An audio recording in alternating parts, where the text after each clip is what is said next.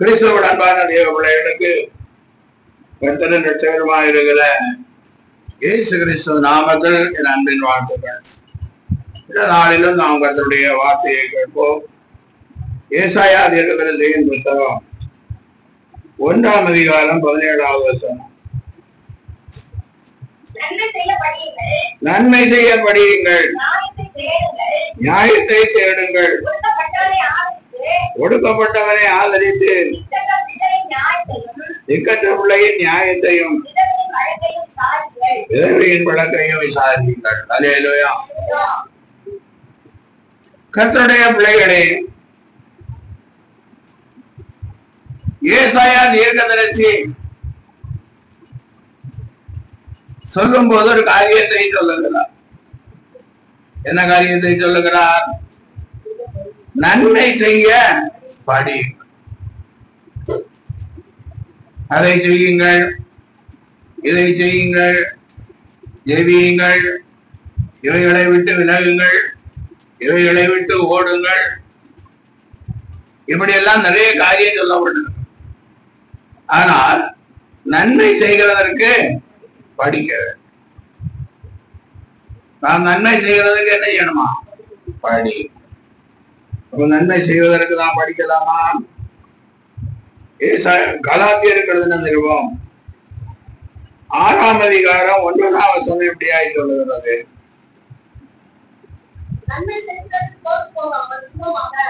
நன்மை செய்கிறதில் சோர்ந்து போகாமல் இருப்போமாக,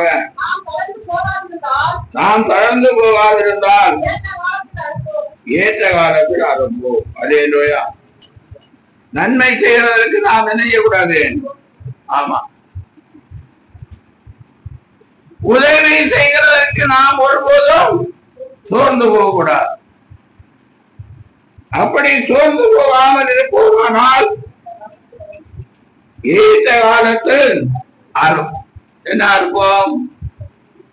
ஆசீர்வாத அறுவடை செய்வோம். அல்லேலூயா. 2ஆம் வசனம் இப்படியாய் சொல்லுகிறது. ஒருவர் பாரத்தை ஒருவர் சுமந்து. ஆமா, நன்மை செய்கிறது என்ன? ஒருவர் பாரத்தை ஒருவர் என்ன செய்ய வேண்டும்? சுமக்க வேண்டும். ஒருவர் கஷ்டப்பட்டால் அவர்களுக்கு நாம் என்ன செய்ய வேண்டும்? உதவி செய்ய. ஒருத்தர் பசியா இருந்தால் அவர்களுக்கு ஆகாரம் கொடுக்க வேண்டும். அவர்களுக்கு என்ன தேவை என்பதை அறிந்து நாம் செய்ய வேண்டும். அல்லேலூயா. அதைத்தான் பாருங்கள், நீதிமொழிகள் 3ஆம் அதிகாரம் 27ஆம் வசனத்திலே இப்படியாய் சொல்லப்பட்டிருக்கிறது. நன்மை செய்யும்படி உனக்கு திராணி இருக்கும் போது அதை செய்யத்தக்கவர்களுக்கு செய்யாமல் இராதே. அல்லேலூயா. நன்மை செய்யத்தக்க திராணி இருக்கும் போது, திராணி இல்லாதவர்கள் கூட இருப்பாங்க. சிலர் சொல்லுவாங்க, உனக்கு உதவி செய்யணும்னு எனக்கு ரொம்ப ஆசையாதான் இருக்கிறது, ஆனா என்ன செய்ய முடியல? உதவி செய்ய முடியவில்லை. அதனாலதான் நீதிமொழிகள் சொல்லுகிறார், செய்யத்தக்க திராணி இருக்கும் போது செய்யத்தக்கவர்களுக்கு செய்யாமல் இருக்கிறார். இன்னும் குடும்பத்தின் பிள்ளைகள் இருக்கிறார்கள், சபையின் பிள்ளைகள் இருக்கிறார்கள். இதை எப்பாவது ஒரு நேரத்திலே கஷ்டப்படுகிறவர்களும் இருக்கிறார்கள். அல்லேலூயா. இப்போ அவங்களுக்கு கஷ்டம் எப்படி வந்ததுன்னு ஆராய்ச்சி பண்ணி கொண்டிருக்க கூடாது. அவர்கள் உதவி செய்வதற்கு நம்ம என்ன செய்யணும்? படிக்கிறோம். அல்லேலூயா.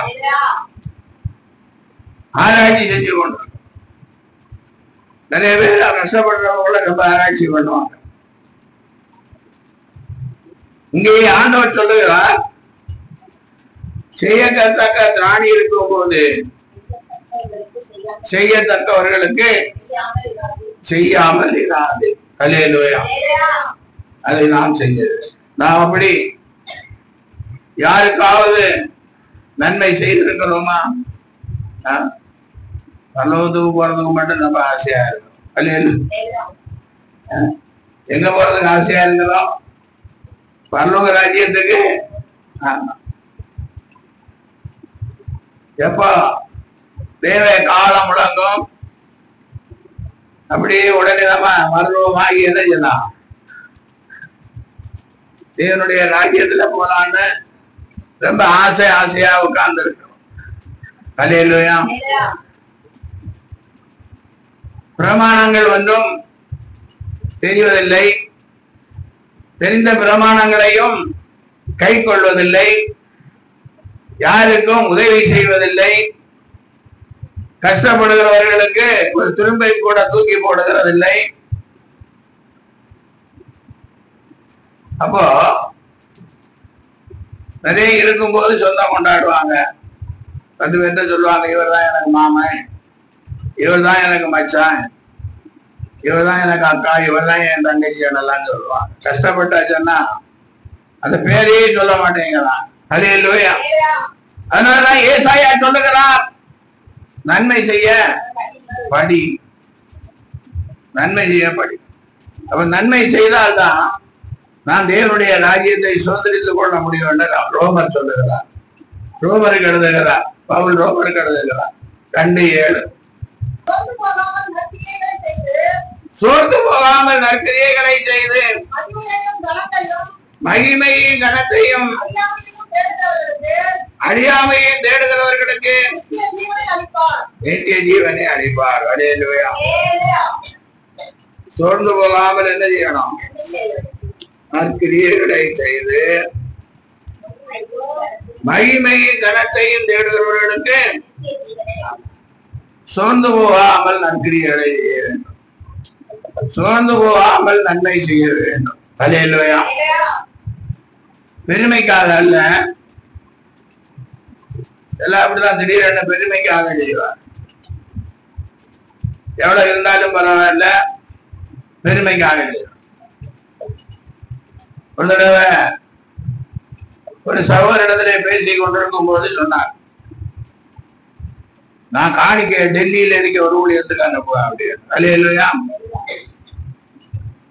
அப்ப அந்த சபைக்கு தான் போறீங்களான்னு கேட்டேன். அந்த சபைக்கு போகல, அங்க போக முடியுமா என்ன? நானு அப்போ உங்களுக்கு ஒரு வீட்டுல ஒரு நல்ல காரியம் கெட்ட காரியம் வரும்போது யார் இதை செய்கிறது? இல்ல நீங்க திடீரென மறித்து போனீங்க, உங்களை அடக்கம் பண்றது யாரு? அல்லேலூயா. சிலருக்கு பெருமை. அமெரிக்கால இருக்கிற ஊழியக்காரர்களுக்கு கூட நிறைய பேர் செய்யறாங்க. காண்கிற சகோதரத்தில் அன்பு கூறாதவன் காணாத தேவனிடத்துல எப்படி அன்பு? நீ போன சபை போதகன் அவர் எப்படிப்பட்டவரா இருக்கிறாரோ தெரியாது. அவர் ஒருவேளை கஷ்டப்படுகிற ஒரு ஊழியக்காரரா இருக்கலாம். அவருக்கு நீ உதவி செய்யாமல் உனக்கு வீட்டிலேயே வந்து ஜெபம் செய்யணும். உனக்கு ஏதாவது ஒண்ணு கெட்டது நல்லது வந்தா அதையெல்லாம் அவர் தான் விசாரிக்கணும். அவருக்கு காணிக்க கொடுக்க மாட்டியா? எங்க இருக்க ஊழியக்காரர் காணிக்க கொடுப்பியா? டெல்லியில. டெல்லியில இருக்கிறவருக்கு கூட வேணான்னு சொல்றது. நீ போற சபை ஊழியருக்கு கொடுக்குறாயா? அப்போ சோர்ந்து போகாமல் என்ன செய்யணும்? நன்மை செய்யணும், நற்கிரியைகளை செய்யணும். அப்பொழுது தேவன் நமக்கு நித்திய. அப்படி சோர்ந்து போய் நீ நன்மை செஞ்சேன்னா பாருங்க, ஆதியாகமம் 4ஆம் அதிகாரம் 7ஆம் வசனம். நீ நன்மை செய்தால் மேன்மை இல்லையோ? நீ நன்மை செய்யாதிருந்தால் பாவம் வாசற்படியில் படும். நன்மை செய்தால் உனக்கு என்ன உண்டு? உன் பாக்கெட்ல இருக்கிற 100 ரூபாயை நீ கஷ்டப்படுகிற ஒருத்தருக்கு கொடுத்தால் உனக்கு என்ன உண்டு? மேன்மை உண்டு. சிலர் சொல்லுவாங்க, நான் கல்யாணம் வரைக்கும் தான் செய்வேன், கல்யாணம் ஆனதுக்கு அப்புறம் நான் யாருக்கு என்ன செய்ய மாட்டேன்? ஒரு உதவியும் செய்ய மாட்டேன். தாய்க்கும் செய்ய மாட்டேன், தகப்பனுக்கும் செய்ய மாட்டேன், அண்ணனுக்கும் செய்ய மாட்டேன், அக்காவுக்கும் செய்ய மாட்டேன், தம்பிக்கும் செய்ய மாட்டேன். அப்ப யாருக்கு செய்வேன்? பிசாசுக்கு தான் செய்யணும். கல்யாணம் ஆன பிறகு தாய்க்கோ தகப்பனுக்கோ அக்காவுக்கோ தங்கச்சிக்கோ உதவி செய்ய மாட்டேன் என்று சொன்னால் நீ பிசாசுக்கு தான் உதவி செய்ய முடியும். வேற யாருக்கு உதவி செய்ய முடியும்? இன்னைக்கு சிலர் அப்படிதான் இருக்கிறாங்க. ஹல்லேலூயா. அதனாலதான் ஏசாயா சொல்லுகிறார், நன்மை செய்ய படியுங்கள் என்று சொல்லுகிறார். நன்மை செய்தால் உனக்கு மேன்மை உண்டு. நீ நன்மை செய்யவில்லை என்றால் பாவம் வாசற்படியில வருது. சமாதானம் இல்லை, சந்தோஷம் இல்லை. புரிஞ்சா குற்றம், வந்தா குற்றம், போனா குற்றம், வந்தா குற்றம், அட்ஜஸ்ட்மெண்ட் இல்லை. பாவம் வாசற்படியில வருது. ஏன் இதெல்லாம் வருகிறது என்று தேவனுடைய பிள்ளைகள் ஆராய்ந்து பார்க்க வேண்டும். நல்லாதானே போயிட்டு இருந்தது, இப்ப ஏன் நல்லா போக மாட்டேங்குது? என்னிடத்தில் ஏதாவது குறைகள் இருக்கிறதா? கர்த்தருக்கு முன்பாக நான் எப்படி இருக்கிறேன் என்று கொஞ்சம் ஆராய்ந்து பார்க்க. ஹல்லேலூயா. இல்லை என்னன்னா நம்முடைய ஆவிக்குரிய வாழ்க்கை அம்பேல் தான், கிறிஸ்தவ வாழ்க்கை அம்பேல் தான். ஒண்ணுமில்லை. ஹல்லேலூயா. ஒண்ணுமில்லாம போய்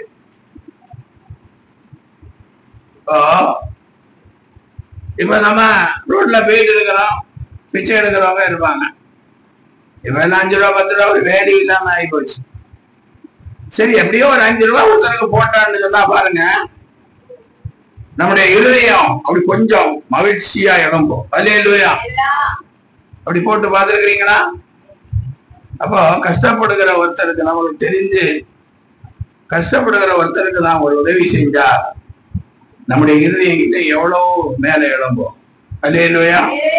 பாருங்க, யாத்திராகமம் 1ஆம் அதிகாரம் 17வது வசனம். மருத்துவச்சிகளோ தேவனுக்கு பயந்ததினால் எகிப்தின் ராஜா தங்களுக்கு இட்ட கட்டளையை செய்யாமல் ஆண் பிள்ளைகளை உயிரோடு காப்பாற்றினார்கள்.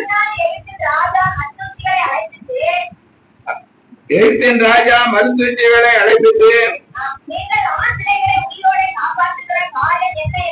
நீங்கள் ஆண் பிள்ளைகளை உயிரோடு காப்பாற்றுகிற காரியம் என்ன என்று கேட்டான். அதற்கு மருத்துவச்சிகள் பார்வோனை நோக்கி, எபிரேய ஸ்திரீகள் எகிப்திய ஸ்திரீகளை போல அல்ல, அவர்கள் நல்ல பலமுள்ளவர்கள். மருத்துவச்சி அவர்களிடத்திற்கு போகும் முன்னே அவர்கள் பிரசவித்தாகும் என்றார்கள். ஹல்லேலூயா. இது நிமித்தம் தேவன் மருத்துவச்சிகளுக்கு நன்மை செய்தார். ஹல்லேலூயா. அப்போ ஆண் பிள்ளைகளை எல்லாம் கொண்டு விட வேண்டும் என்று மருத்துவச்சிகளுக்கு ராஜா, எகிப்தின் ராஜா கட்டளை எடுக்கிறார். ஆனா மருத்துவச்சிகள் அந்த எபிரேய ஸ்திரீகளுக்கு நன்மை செய்ய வேண்டும் என்று நினைத்து அந்த குழந்தைகளை கொண்டு விடல. ஹல்லேலூயா. அப்ப ராஜா கேட்கிறாரு, நீங்க நான் கட்டளை எப்படி போட்டுருக்கிறேன், நீங்க அப்படி செய்யல, ஆண் பிள்ளைகளையா உயிரோட காப்பார். அதுக்கு மருத்துவச்சிகள் சொல்லுகிறார்கள், எபிரேய ஸ்திரீகள் எகிப்திய ஸ்திரீகளை போல அல்ல, அவர் பலம் உள்ளவர்கள். ஹல்லேலூயா. அவர்கள் பலம். அதனால அங்க போறதுக்கு முன்ன அவர்கள் குழந்தைகளை பெற்று விடுகிறார்கள். ஹல்லேலூயா. பாருங்க, இது ஒரு விதத்துல தேவனுக்கு முன்பாக நன்மை செய்கிற காரியமாக இருக்கிறது. ராஜாவுக்கு முன்பாக போய் சொன்னார். ஹல்லேலூயா. அதனால தேவன் மருத்துவச்சிகளுக்கு என்ன பண்ணினார்? மருத்துவச்சிகள் தேவனுக்கு பயந்ததினால் அவர்களுடைய குடும்பங்கள் தலைக்கும்படி செய்தார். ஹல்லேலூயா. இப்படியாக நன்மை செய்தால் குடும்பம் தலைக்கும், குடும்பத்திலே ஆசீர்வாதம். அதனால நம்ம என்ன செய்யணும்? நன்மை செய்யத்தக்க திராணி இருக்கும் போது இருக்கக்கூடாது, செய்யணும். ஹல்லேலூயா. உபாகமம் 28ஆம் அதிகாரம் 10ஆம் வசனத்திலே நான் வாசிக்கும் போது,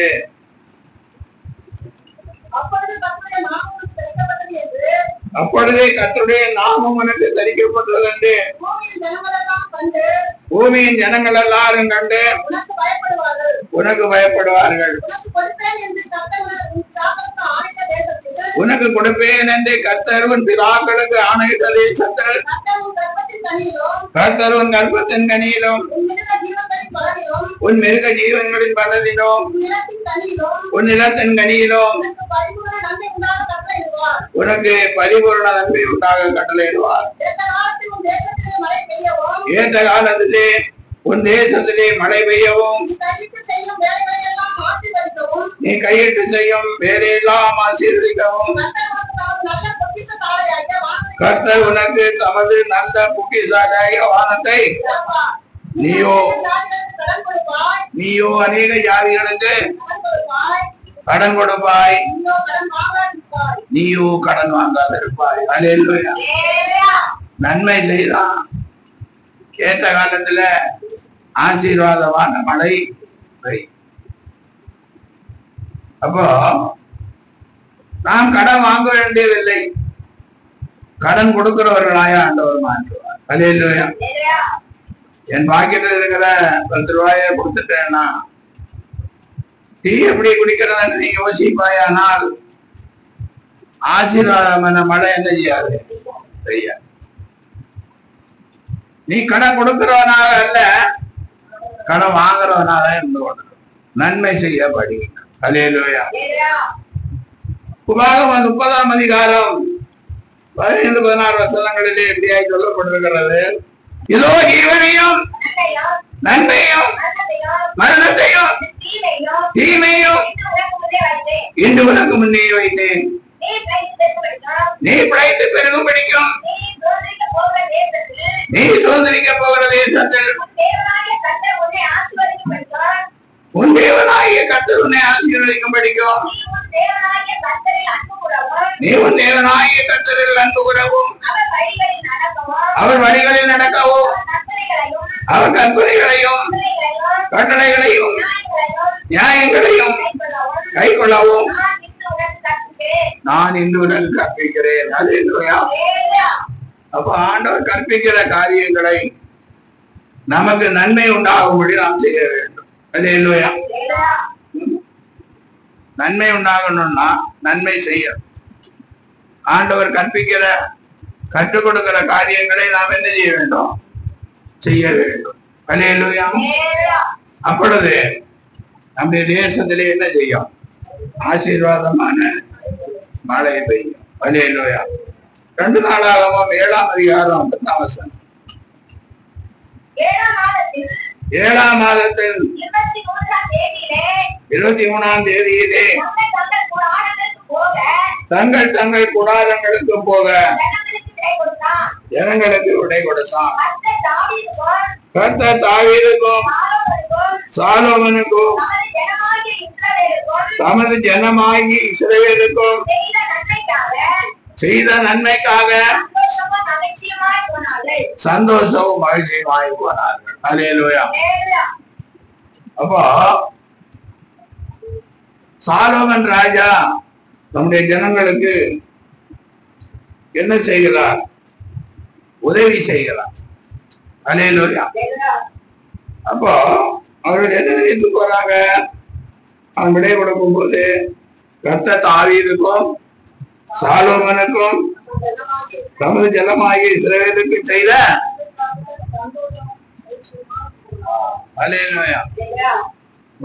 ராஜாவுக்கும் செய்வார், ராஜாவுடைய பிள்ளைக்கும் செய்வார், நம்முடைய ஜனங்களுக்கும் செய்வார். அல்லேலூயா. நன்மை செய்வார். நாம் நன்மை செய்தால் ஆண்டவர் நமக்கு நன்மை. அப்ப இப்படிப்பட்ட நன்மைகளை நாம் சோதரித்துக் கொள்ள நாம் என்ன செய்ய வேண்டும்? எஸ்ராவின் புத்தகம் 8ஆம் அதிகாரம் 22-23 வசனங்களை வழியிலே சத்துருவை விலக்கி எங்களுக்கு துணை செய்யும்படிக்கு நான் ராஜாவினிடத்தில் சேவகரையும் குதிரை வீரரையும் கேட்க வெட்டப்பட்டிருந்தேன்.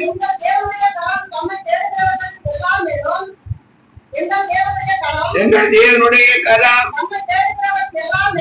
நம்மை தேடுகிற எல்லார்கள் மீதும்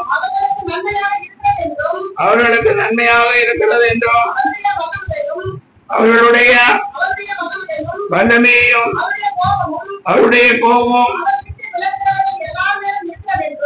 அவருடைய வல்லமை அவருடைய கோபம் அவரை விட்டு விலகுகிறவர்கள் எல்லார் மேல் இருக்கிறது என்றும் நாங்கள் ராஜாவுக்கு சொல்லி இருந்தோம். அப்படியே நாங்கள் உபவாசம் பண்ணி எங்கள் தேவனிடத்தில் அதை தேடினோம். எங்கள் விண்ணப்பத்தை கேட்டறினார். அல்லேலூயா. இங்கே எஸ்ரா ஒரு காரியத்தை சொல்லுகிறார். அவர்கள் வழி பிரயாணமாய் வரும்போது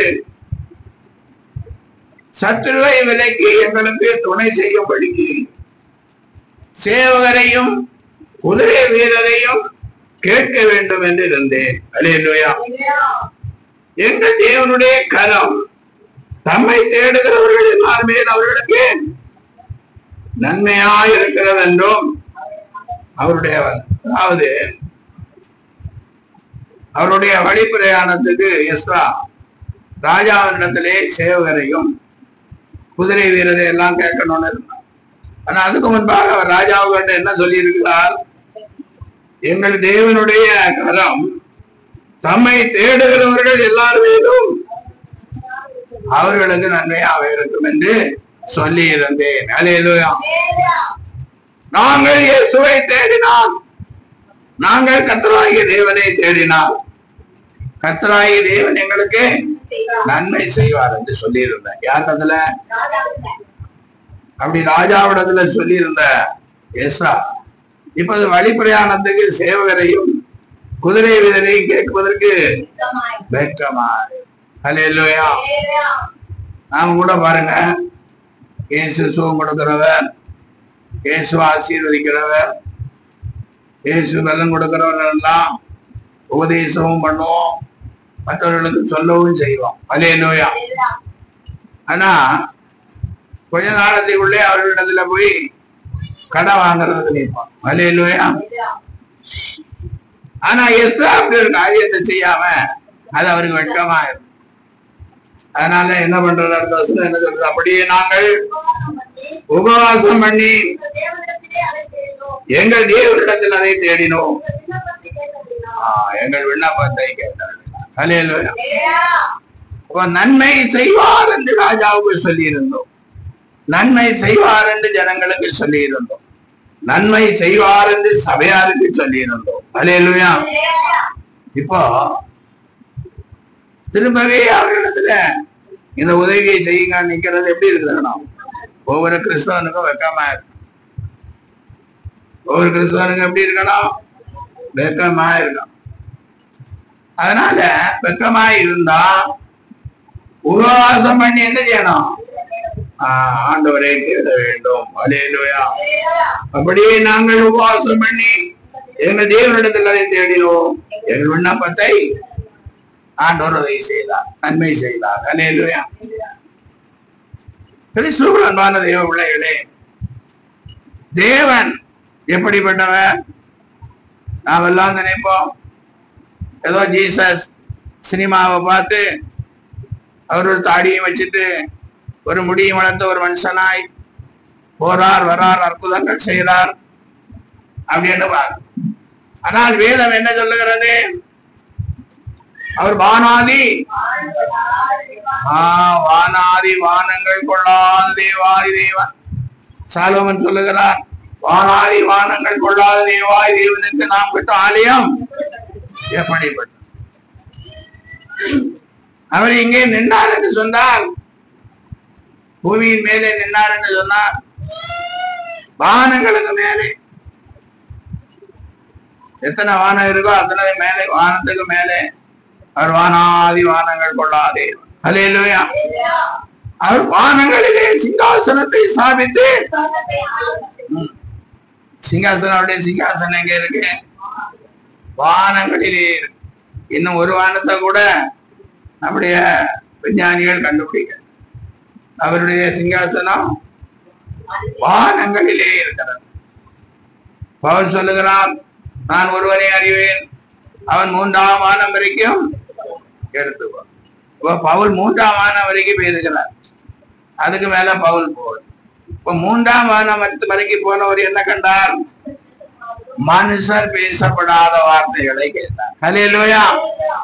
மனிதர் ஒருவரும் பேசப்படாத வார்த்தையை கேட்டார். அதனால எவ்வளவு பெரிய தேவன். வானம் அவருக்கு சிங்காசனம், பூமி அவருக்கு. இவ்வளவு நம்முடைய சிந்தனைக்கும் நம்முடைய கற்பனைக்கும் எட்டாத பெரிய தெய்வம். ஹல்லேலூயா.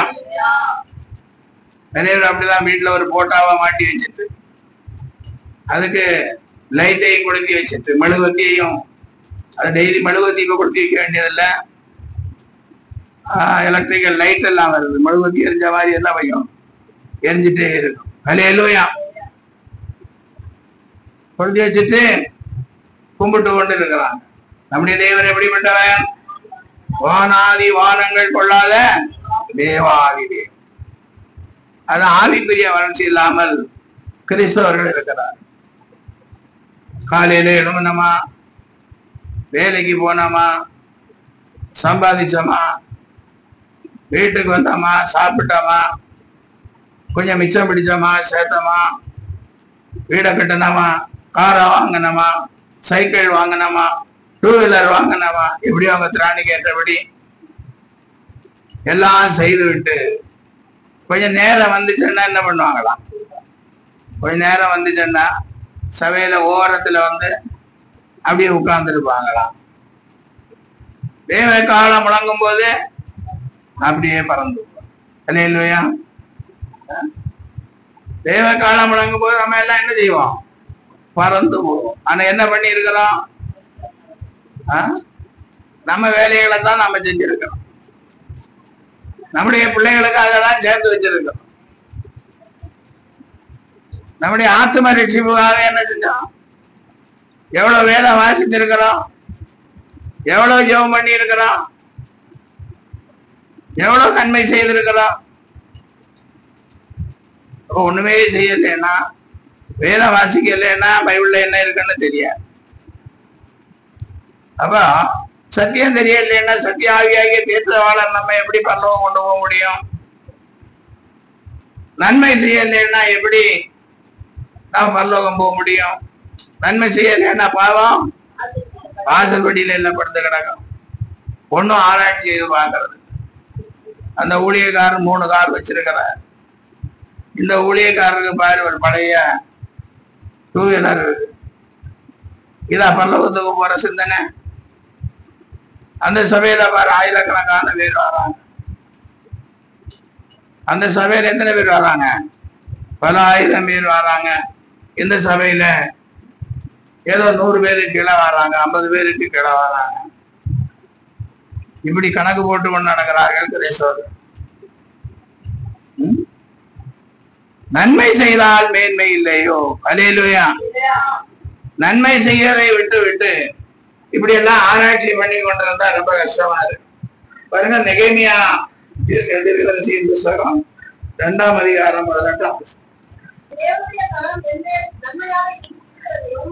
என் தேவனுடைய கரம் என் மேல் நன்மையா இருக்கிறதையும் ராஜா என்னோடு சொன்ன வார்த்தைகளையும் அவர்களுக்கு அறிவித்தேன். அப்பொழுது அவர்கள் எழுந்து கட்டுவோம் மாறுங்கள் என்று சொல்லி அந்த நல்ல வேலைக்கு தங்கள் கைகளை, என் தேவனுடைய கரம் என் மேல் நன்மையாக இருக்கிறது. நெகேமியா ஓட தேவனுடைய கரம் எப்படி இருந்தது? நன்மை செய்யும்படியாகவே. அப்போ நெகேமியாவுடைய தேவனுடைய கரம் நன்மை செய்யும்படி இருந்தால் மற்றவர்கள் எல்லாம் என்ன சொல்லுவாங்க? எழுந்து கட்டுவோம் பாருங்கள் என்று அந்த என்று சொல்லி வேலைக்கு தங்கள் இதெல்லாம் ஒவ்வொன்றையும் விளக்கமா சொன்னா நிறைய நம்ம சொல்லலாம். ஆனா நமக்கு நேரம் போதா. ஹல்லேலூயா. அப்போ நாம் நன்மை செய்கிறவர்களா இருக்கும் போது தேவன் நமக்கு நன்மை அவருடைய கரம் நம்ம கூட நன்மை செய்கிறதாகவே இருந்து கொண்டிருக்கும். அல்லேலூயா. அடுத்தபடியாய் பாருங்க, சங்கீதம் 65 சங்கீதம் 4. உம்முடைய பிரகாரங்களில் வாசமாயிருக்கும்படி நீ தெரிந்து கொண்டு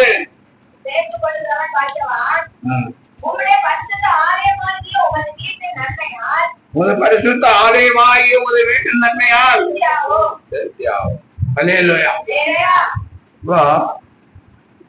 நெகேமியா சொல்லுகிறார், அவருடைய கரம் நன்மையாக என்னை இருந்தது என்று. அல்லேலூயா. இப்ப சங்கீதக்காரன் சொல்லுகிறார், உமது வீட்டின் நன்மையால் திருப்தியாகும். இயேசு சொல்லுகிறார், என்னுடைய வீடு எல்லா ஜனங்களுக்கும் 50 பேர் இருந்தாலும் சரி, 5000 பேர் இருந்தாலும் சரி, அந்த ஆராதிக்கிற இடம் தேவன் நமக்கு கொடுத்த ஜெப வீடு. அல்லேலூயா. அப்போ உமது வீட்டின் நன்மையால் திருப்தியாகும். வீட்டின் நன்மையால் நம்ம என்ன செய்யணும்? திருப்தியாகும். அந்த வீட்டின் நன்மையால் நாம் திருப்தி ஆகணும்னு சொன்னா நன்மை செய்ய படிக்கணும். நன்மை செய்கிறவர்களாய் நாம் இருக்கணும். 11ஆம் வசனம் என்ன சொல்கிறது? வருஷத்தை உம்முடைய நன்மையால் முடிச்சு விட்டுகிறேன். நம்ம ஆலயத்தின் நன்மையால் திருப்தி ஆகும் போது, ஆலயத்தின் காரியங்களிலே நாம் சரியானவர்களாய் இருக்கும் போது, ஆராதிக்கும் போது, ஜெபிக்கும் போது, துதிக்கும் போது, பாடும் போது, வருஷத்தை உம்முடைய நன்மையால் திருப்தியாக்கி முடிச்சு விட்டுகிறேன். ஒரு பாதைகள் எல்லாம் வருஷத்தை நன்மையால் முடிச்சு.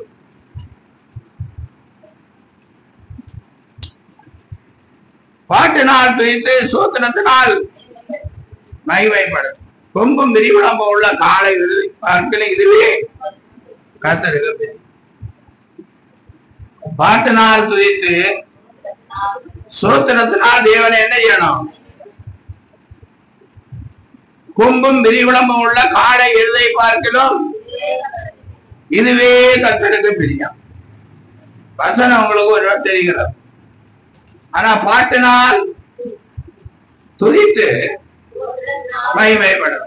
அப்ப பாடினதுனால எத்தனை பேருக்கு தொண்டை கட்டி போச்சு? இந்த பாடினதுனால. இன்னைக்கு ஸ்தோத்திரம் பண்ணதுனால எத்தனை பேருக்கு தொண்டையில வலி வந்திருக்கு? கை தூக்க பார்க்கலாம் இல்லையா?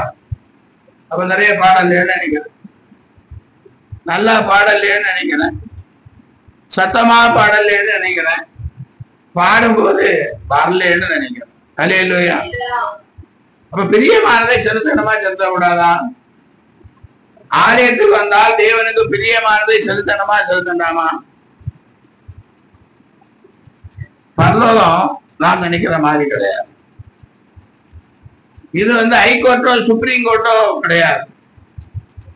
நம்ம வக்கீல் வச்சு வாதாடுறது. புரியுதா உங்களுக்கு? இதோ சீக்கிரமாய் வருகிறேன், அவனவன் கிரியைக்கு தக்க பலன் என்னோடு கூட. நமக்கு பலன் எல்லாம் கணக்கு எழுதப்பட்டு கொண்டே இருக்கிறார். பரிசுத்தவான்கள், கர்த்தருக்கு பயப்படுகிறவர்கள் ஒருவரோடு ஒருவர் பேசிக் கொள்வார்கள். கர்த்தர் அதை கவனித்து, நம்ம பேசுறத கூட பலன் வருது. நம்ம பேசுறது கூட நமக்கு என்ன வருகிறது? பலன் வருது. அப்போ நமக்கு நேரம் கிடைச்சா ஆராதிப்பது, நேரம் கிடைச்சா போறது, எல்லாம் பாடி சோத்திரம் எல்லாம் பண்ணி முடிச்சதுக்கு அப்புறம் வந்தா போதும்னு நினைக்கிறது, இதெல்லாம் நமக்கு ஒரு ஆசீர்வாதம் கிடையாது. அப்புறம் தாடி பாசுங்க, தாடி எப்படி செலுத்தாலும் ஒண்ணு நடக்குவோம். அல்லேலூயா. ஆயத்தம் உள்ளவரை ஆகாயம் சேர்க்க அவரே வாரார். அல்லேலூயா. ஆயத்தம் உள்ளவரை ஆகாயம் சேர்க்க, பல்லவராஜ்யத்தை சேர்க்க அவரே வாராரு.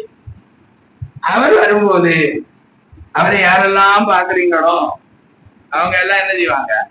போவாங்க. இங்க தாடியில பிடிக்கிறதுக்கோ மீசையில பிடிக்கிறதுக்கோ நமக்கு என்ன இருக்காது? டைம் இருக்காது. மின்னல் கிழக்கே இருந்து தோன்றி மேற்கே வரைகிறது போல மனுஷகுமாருடைய மின்னல் எப்படி டக்கன் எங்க இருந்து மின்னும் அந்த கடைசிக்கு போய் அவ்வளவு நேரத்துல என்ன நடக்கும்? ஆண்டுடைய போய் சண்டை போடுறதுக்கும் இல்ல நியாயம் கேட்கறதுக்கும் நேரம் இல்லை. ஹல்லேலூயா. அதனால தேவனுடைய பிள்ளைகளே, ஆலயத்தின் நன்மையால் என்ன செய்யணும்? திருப்தியா. அதனால நன்மை செய்ய படியுங்கள் என்று படிக்கிறதுக்கு சொன்னோம். நன்மை செய்ய படிக்கணும்னா முதலாவது என்ன செய்யணும்? கர்த்தரை தேடணும். ஹல்லேலூயா. நெகேமியா தேடுறது போல கர்த்தரை. இரண்டாவது ஆலயத்தின் நன்மையால் திருப்தியா. பல வருடங்களுக்கு முன்பாக ஒரு ஊழியக்கார், அவர் கொஞ்சம் கால் ஊனமுற்றவர். அவர் பெரிய ஊழியக்காரன், நல்ல செய்தி புக்கெல்லாம் எழுதுற ஊழியக்காரனா தான் இருந்தார். அப்போ அவருக்கு ஒரு பெரிய ஆசை. என்ன ஆசை? அவர் போற சபையில பாய் போடணும்னு ஆசை. கால் இப்படிப்பட்ட காலு ஊனம். அதனால அங்கேயே போய் ஆலயத்திலேயே என்ன வர்றான்? அங்கே ஆலயத்திலேயே படுத்து தூங்க வர்றான். ஹல்லேலூயா. அப்ப அந்த ஆலயத்தை பெருக்கிறதுக்கு 4-5 பேர் வருவாங்க. ஏன்னா அவர் கால் ஊனம் இருக்கிறதுனால அந்த பெருக்கிற வேலையெல்லாம் அவரால் அதிகம் என்ன செய்ய முடியாது. அவங்க ஒரு பக்கம் பெருக்கிட்டு போகும்போது ஒரு பக்கம் பாய என்ன செய்யணும்? அதாவது சொல்றாரு, இந்த பாஞ்சதான் எனக்கு இருந்தது, அந்த வேலையை தான் ஆலயத்துல என்ன செஞ்சேன், செய்தேன். இன்னைக்கு பாருங்க, கர்த்தர் என்ன எவ்வளவாய் ஆசீர்வதித்து உயர்த்தி வைத்திருக்கிறார். ஹல்லேலூயா. அப்ப ஆலயத்தின் நன்மையை சுதந்திரித்து கொள்ளணும்னா, திருப்தியாகணும்னா, ஏதாவது ஒண்ணு ஆலயத்துல பாடுறதையாவது, துதிக்கிறதுலையாவது, ஆவியோடு உண்மையோடு ஆராதிப்பதிலாவது, இல்லை ஏதோ பெருக்கி பாய போடுறதாவது, ஏதாவது ஒண்ணு செய்யணும். இல்ல ஒண்ணுமே செய்ய மாட்டோம். எல்லாரும் எஜமான்கள். எல்லாரும் எஜமான்களா இருப்பது நல்லதுதான். ஹல்லேலூயா. ஏழைகளா இருக்கிறது நல்லது இல்லதான். ஆனா ஆண்டோடைய சமூகத்துல நம்மை நாம் என்ன செய்யணும்? தாழ்த்தணும்.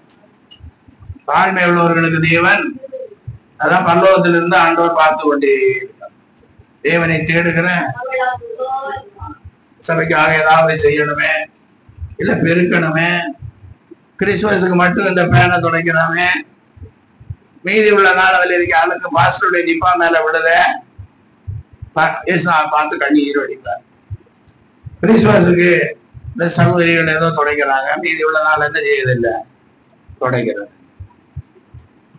அப்போ அப்படி ஒரு காரியத்தை செய்கிற உணர்வு கூட என்ன இல்லை நம்மிடத்துல. அப்ப எப்படி ஆலயத்தின் நன்மையா திருப்தி ஆகுறது? இதையெல்லாம் எத்தனை தடவை சொல்றது? அப்படி சொல்லும் போது உங்க இருதயம் என்ன ஆகுறது? வேதனைப்படுதா, வேதனைப்படலையா? இது கூட பாஸ்டர் நம்மகிட்ட சொல்றாரு, ஏதோ ஒரு வேலைக்காரனை வச்சு கூட இதை செய்யலாமே அப்படி எல்லாம் நினைக்கிறீங்க இல்ல? அப்ப உங்களுக்கு எப்படி பரலோகத்துல என்ன இடம் கிடைக்கும்? உங்களுக்கு பரலோகத்துல என்ன இடத்தை ஆண்டவர் கொடுப்பாரு? ஹல்லேலூயா. அடுத்தபடியாக பாருங்க, 84ஆம் சங்கீதம் 11ஆம் வசனம். தேவனாகிய கர்த்தர் சூரியனின் கேடகமானவர், கர்த்தர் கிருபையும் மகிமையும் அருள்வார். உத்தமமாய் நடக்கிறவர்களுக்கு நன்மையை வழங்காதினார். நன்மை செய்யாமல் இருக்க மாட்டார். ஹல்லேலூயா.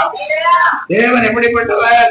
தேவனாகிய கர்த்தர் சூரியனும் கேடகமானவர், கர்த்தர் கிருபையும் மகிமையும் அருள்வார். உத்தமமாய் நடக்கிறவர்களுக்கு நன்மையே வழங்கார். ஹல்லேலூயா. உத்தமமாய் நடக்கும். எப்படி நடக்கணும்? உத்தமமாய். ஹல்லேலூயா. 92ஆம் அதிகாரம் 14ஆம் வசனம். கர்த்தர் உத்தமர் என்றும்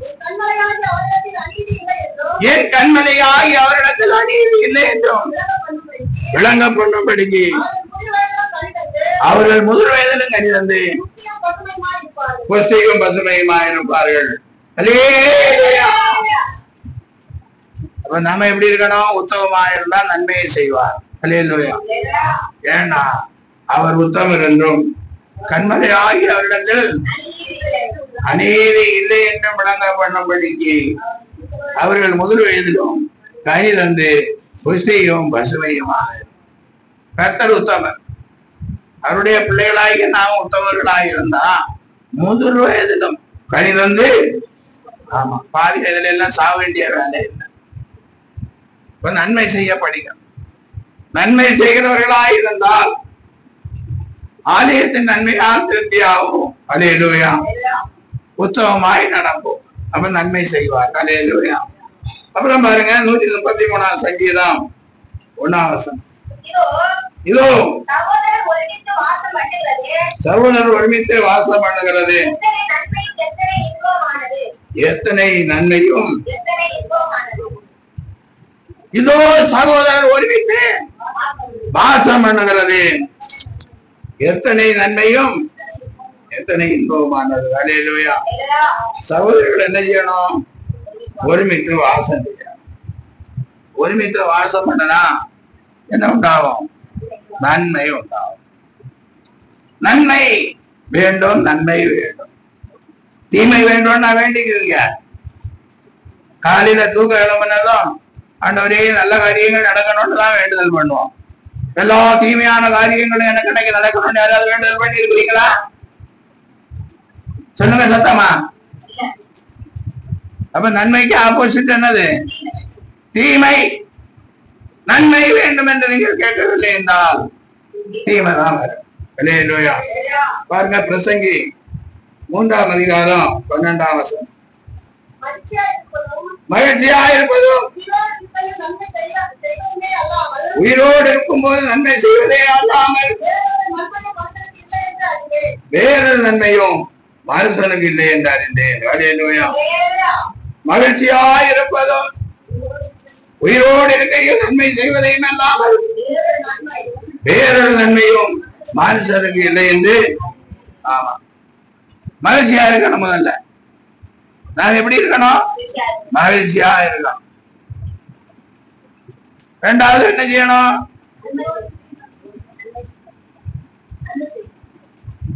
உயிரோடு இருக்கையில். முழுசா சொன்னாதான் பிரசங்கம் சரியா வரும். மகிழ்ச்சியா இருப்பதும் உயிரோடு இருக்கையில் நன்மை செய்வதுமே அல்லாமல் வேறொரு நன்மையும் மனுஷனுக்கு. உயிரோடு இருக்கையில என்ன செய்யணும்? யார் உயிரோடு இருக்கையில நன்மை செய்யணும்? நாம் உயிரோடு இருக்கையில செய்யணும். நம்ம பெற்றோர்கள் உயிரோடு இருக்கையில நன்மை. தாயின் தகப்பனையும் எனக்கு எத்தனை பேர் கனம் பண்றாங்க? ஒருவேளை தாயின் தகப்பனுக்கு பணம் இருக்கலாம். கனம் கொடுக்குறீங்களா? பணம் இல்லாத, ஒருவேளை ஆகாரத்துக்கு வழி இல்லாத எத்தனையோ பெற்றோர்கள் இருக்கிறார். பிள்ளைகள் வசதியா இருக்கிறாங்க. கேட்டா சொல்றாங்க என் மனைவி எதுவும் ஒத்துக்க மாட்டேங்கிறாங்க. அல்லேலூயா. நீ அவங்களுக்கு ஏதாவது உதவி செஞ்சா நீங்க என்ன செய்யக்கூடாது? இந்த மங்கை பரலோகத்துக்கு போற மங்கை, புருஷனுக்கு கட்டளை எடுக்கிற இந்த மங்கை அப்படியே பரலோகத்துக்கு போக வேண்டி சொல்லி ஆவியில நிறைஞ்சு உட்கார்ந்து இருக்கிறான். இப்படி இருக்கு இந்த உலகம். அல்லேலூயா. மகிழ்ச்சியாக இருப்பது உயிரோடு இருப்பது நன்மை செய்வதை அல்லாமல் உதவி செய்யும். அடுத்தபடியாக பாருங்க எரேமியா 31ஆம் அதிகாரம் 12ஆம் வசனம். அவர்கள் வந்து சீயோனின் உச்சியிலே கம்பீரித்து கர்த்தர் அருளும் கோதுமை, திராட்சரசம், எண்ணெய், ஆட்டுக்குட்டிகள், கன்றுக்குட்டிகள் என்பவர்களாகிய நன்மைகளுக்காக ஓடி வருவார்கள். அவருடைய ஆத்துமா நீர்ப்பாய்ச்சலான தோட்டத்தை போலிருக்கும். அவர்களை நீ தோய்ந்து போவதில்லை. நன்மை செய்கிறவர்களுக்கு கர்த்தர் கொடுக்கிற ஆசீர்வாதம் அப்படின்னா அவர்கள் வந்து சீயோனின் உச்சியிலே கம்பீரித்து கர்த்தரலும் கோதுமை, திராட்சரசம், எண்ணெய், ஆட்டுக்குட்டிகள், கன்றுக்குட்டிகள் என்பவனாகிய இந்த நன்மைகளுக்காக ஓடி வருவார்கள். அவருடைய ஆத்துமா நீர்ப்பாய்ச்சலான தோட்டம். மகிழ்ச்சி மகிழ்ச்சி உங்களுக்கு இருக்கா? நீர்ப்பாய்ச்சலான தோட்டத்தை போல இருக்கிறீங்களா? எங்க அருவியில தண்ணி பாயுதுன்னு பார்த்து கொண்டே இருக்கிறாங்க நம்ம ஜனம். குளிக்க போறாங்க, குற்றாலத்துல குளிக்கிறாங்க, என்னென்னவும் அருவி எங்கெங்க இருக்கோ குளிக்கிறாங்க. குழந்தைங்களும் குளிக்கிறாங்க, ஆற்றுல குளிக்கிறாங்க, குளத்துல குளிக்கிறாங்க, ஓடையில குளிக்கிறாங்க. எத்தனையோ பெற்றோர்கள் அருமையான பிள்ளைகளை இழந்து தவிக்கிறாங்க. தண்ணி எங்க இருந்தாலும் ஓடி போறோம் மகிழ்ச்சிக்காக. ஆனா இங்க என்ன சொல்லப்பட்டிருக்கிறது? நன்மை செய்யறதுல மகிழ்ச்சியா. அல்லேலூயா. நீ அங்க குளிச்சு மகிழ்ச்சி, இங்க குளிச்சு மகிழ்ச்சி, அப்புறம் ஜலதோஷம் வந்து, சளி வந்து, ஆஸ்மா வந்து, மூக்கு பிரிசா வந்து டாக்டர் கிட்ட தான் ஓடிட்டு கிடப்ப அந்த கொஞ்சோண்டு நன்மைக்கு வேண்டி. ஆனா நீ மற்றவர்களுக்கு நன்மை செய்ய படியுங்கள். அல்லேலூயா. அப்போஸ்தலர் 10:38 வசனம். நசரேயனாகிய இயேசுவை தேவன் பரிசுத்த ஆவியினாலும் வல்லமையினால் அபிஷேகம் பண்ணினார். தேவன் அவருடனே கூட இருந்தபடியினாலே அவர் நன்மை செய்கிறவராயும் பிசாசின் வல்லமையில் அகப்பட்ட யாவரையும் குணமாக்குறவராய் இருந்தார். அல்லேலூயா. ஆண்டவராகிய இயேசு கிறிஸ்து நன்மை செய்கிறவராயும் பிசாசின் வல்லமையில் அகப்பட்ட யாவரையும் குணமாக்குறவராயும் சுற்றித்திருந்தார். இயேசு நன்மை செய்கிறவராய். அப்ப நம்ம என்ன செய்யணும்? நன்மை செய்கிறவர்களாய் சுற்றி சுற்றி வரணும். அல்லேலூயா. நன்மை செய்கிற எண்ணம் நமக்கு. நன்மை செய்ய நம்ம என்ன செய்யணும்? படிக்கணும். அல்லேலூயா. பாருங்க, மத்தேயு எழுதின சுவிசேஷம் 19:16 வசனம். அப்பொழுது ஒருவன் வந்து அவரை நோக்கி, நல்ல போதகரே, நித்திய ஜீவனை அடைவதற்கு நான் எந்த நன்மையை செய்ய? அல்லேலூயா. நித்திய ஜீவனை பெற்றுக் கொள்வதற்கு நான் எந்த? இயேசு கிறிஸ்து கிட்ட வந்து கேட்கிறார் ஒருத்தர். அல்லேலூயா. என்ன கேட்கிறாரு?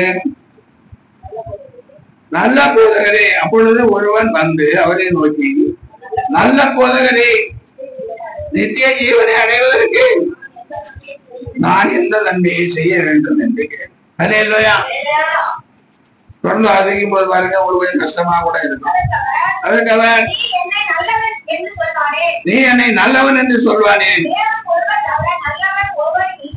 தேவன் ஒருவர் தவிர நல்லவர் ஒருவரும் இல்லையே. நீ ஜீவனை பிரவேசிக்க விரும்பினால் கற்பனைகளை கைக்கொள்ளா. அவன் அவரை நோக்கி, எவைகளை என்று கேட்டான்.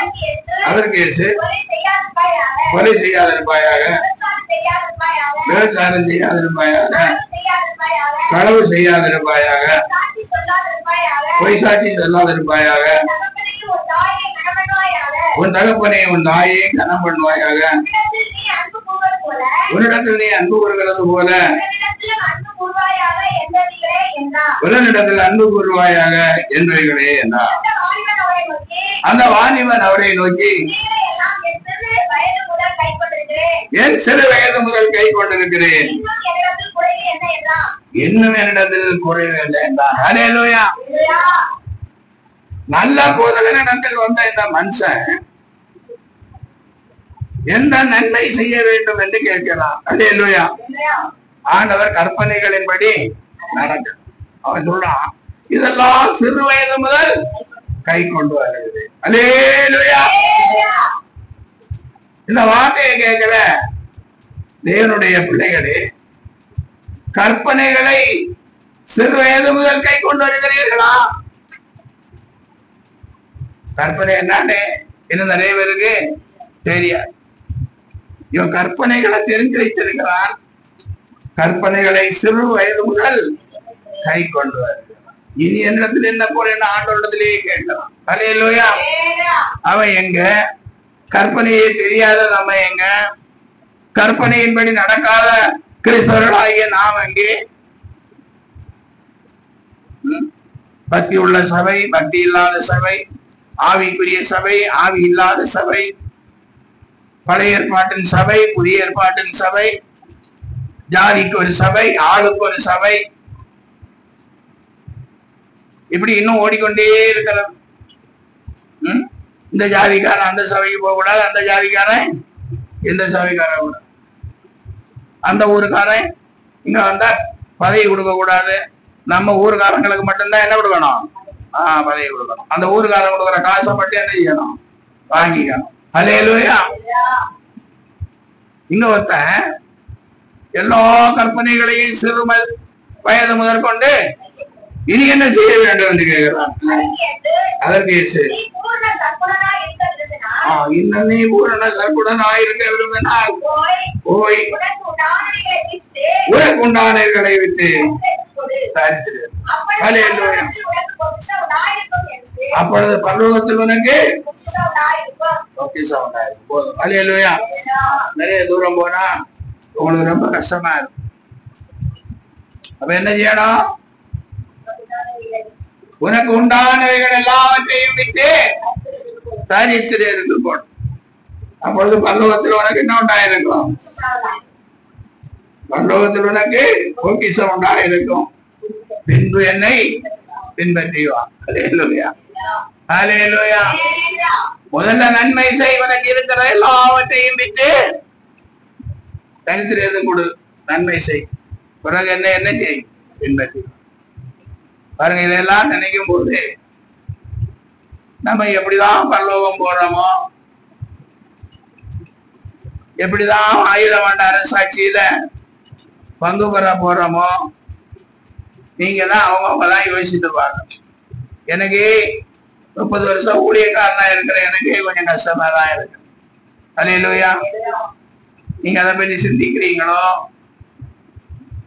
இல்ல ஏதோ காணிக்கை கொடுத்தா நம்ம வேலை முடிஞ்சு போச்சுன்னு இருக்கிறீங்களோ, எப்படியா இருந்தா அங்க வந்து சேருவேன்னு சொல்லி ஜெம்பாடிச்சுட்டு இருக்கிறீங்களோ, அதை பற்றி எனக்கு ஒன்றும் தெரியாது. அல்லேலூயா. சுவிசேஷத்தை அறிவிக்கிறது மாத்திரம் தான் என்னுடைய வேலை. அதை கொஞ்சம் அரைகுறையா எப்படியோ தெரிஞ்சதை சொல்லிட்டு இருக்கிறேன். அல்லேலூயா. உபாகமம் 10ஆம் அதிகாரம் 13ஆம் வசனம். நான் இன்று உனக்கு கற்பிக்கிற கர்த்தருடைய கற்பனைகளையும் அவருடைய கட்டளைகளையும் உனக்கு நன்மை உண்டாகும்படி கைக்கொள்ள வேண்டும் என்பதே அல்லாமல் வேறே எதை உன் தேவனாகிய கர்த்தர், ஆமா, கற்பனைகளை நீ கைக்கொள்ள வேண்டும். கற்பனைகளை என்ன செய்யணும், அப்ப உனக்கு என்ன உண்டாகும், அதுதான் ஆண்டவர் செய்ய சொல்லுகிறார். அல்லேலூயா. அதனால கற்பனைகளை முதல்ல என்ன செய்யுங்க, படிங்க. யாத்திராகமம் 20ஆம் அதிகாரத்துல இருக்குது. அல்லேலூயா. அப்படி படிங்க. முதல்ல என்ன அதன்படி நடையுங்க. அல்லேலூயா. படிங்க, நடை. அல்லேலூயா. பேதுரு 1 பேதுரு 3ஆம் அதிகாரம் 6ஆம்.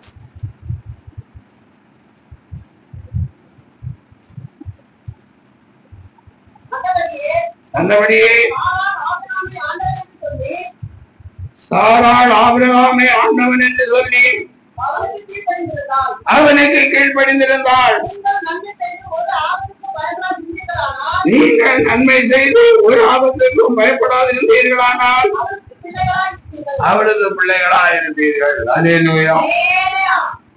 சாராள் ஆபிரகாமை ஆண்டவன் என்று சொல்லி அவனுக்கு, இன்னைக்கு நீ எவ்வளவு சம்பாதிக்கிற, நான் எவ்வளவு சம்பாதிக்கிறேன், நீ எவ்வளவு வழியில செலவு பண்ற, நான் எவ்வளவு செலவு பண்றேன், அதைத்தான் பேசுறாங்களே தவிர சாராள் ஆபிரகாமை ஆண்டவன் என்று சொல்லி பயந்து அவனை கீழ்ப்படிந்திருந்தான். கிறிஸ்தவ சகோதரிகள் எத்தனை பேர் அப்படி இருக்கிறாங்க? புருஷனுக்கு பயப்படுகிறவங்க. பயப்படுறேன்னு என்ன, மீச பெருசா இருக்கேன்னு பயந்து நடக்கிறது இல்லை, ஆவிக்குரிய பயம். கர்த்தர் நம்ம கிட்ட நாளை கணக்கு கேட்பாரேன்னு உள்ள பயம் எத்தனை பிள்ளைங்களுக்கு இருக்குது. இங்க வேதம் சொல்லுகிறதை நான் சொல்லுகிறேன். அல்லேலூயா. ஆவியானவர் சபைகளுக்கு சொல்லுகிறதை காது உள்ளவள் கேட்க கடவுள். அல்லேலூயா. அந்தபடியே சாராள் ஆபிரகாமை ஆண்டவன் என்று சொல்லி அவனுக்கு நீங்கள் நன்மை செய்து ஒரு ஆபத்துக்கு பயப்படாதிருந்தீர்களானால் அவளுக்கு பிள்ளைகளாக அல்லேலூயா. உலக பிரகாரமான நன்மை செய்யணும், புருஷனுக்கு கீழ்படிச்சுதான் இருக்கணும். அல்லேலூயா. என்ன எவ்வளவு படிச்சிருந்தாலும் எவ்வளவு பெரிய கிரேடு அதிகமா இருந்தாலும் புருஷனுக்கு எல்லா சௌகரியங்களும் என்ன செய்யணும், கீழ்படி. உங்களுடைய நடத்தை நிமித்தம் தான் உங்க புருஷர்களை என்ன செய்யணும், ஆதாயப்படுத்தி கொள்ளணும்னு வேதம். ஒருவேளை உங்க புருஷன் நல்லவனா இருக்கிறானோ, குடியனா இருக்கிறானோ, சடை போடுறவனா இருக்கிறானோ, அப்படி இருந்தா கூட மனைவிகளின் நடத்தை நிமித்தம் அவருடைய ஆதாயப்படுத்தி கொள்ளணும்னா வேதம். இந்த வார்த்தைகளுக்காக சோதரிப்போம்.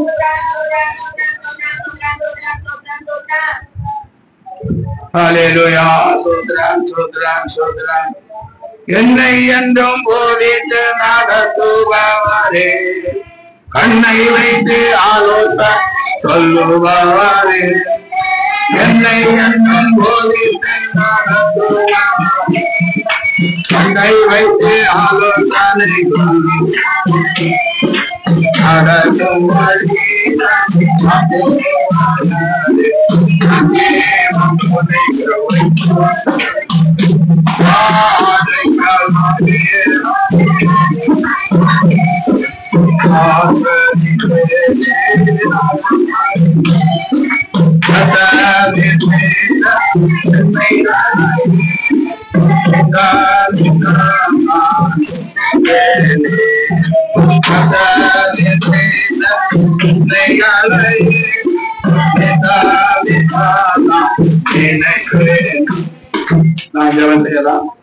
எங்களை அதிகமாய் நேசிக்கிறார்.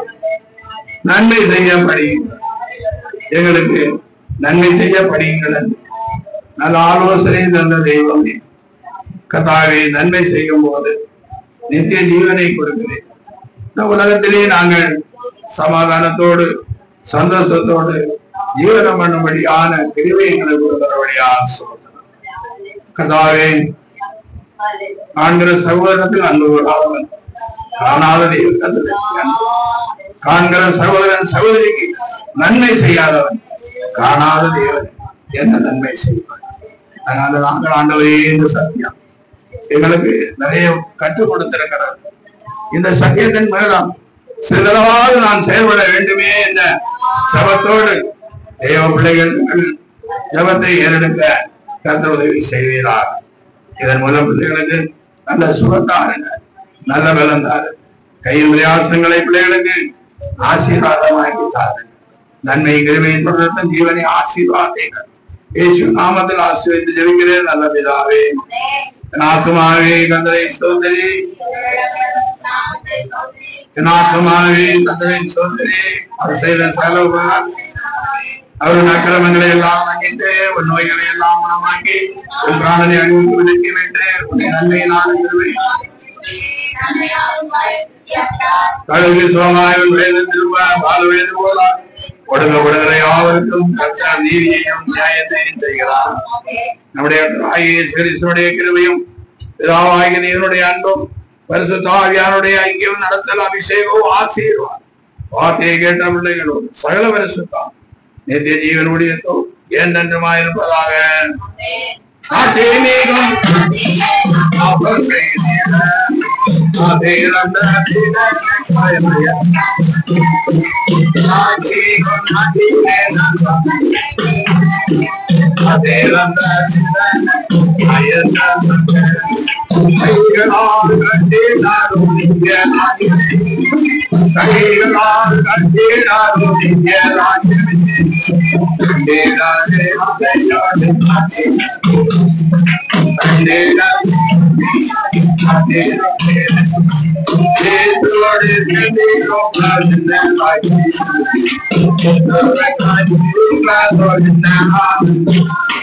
Hallelujah. Hallelujah. Hallelujah. ஆண்டவராகிய இயேசு கிறிஸ்துவின் ஆசீர்வாதத்தால் God bless you. Praise the Lord. Praise the Lord. Praise the Lord.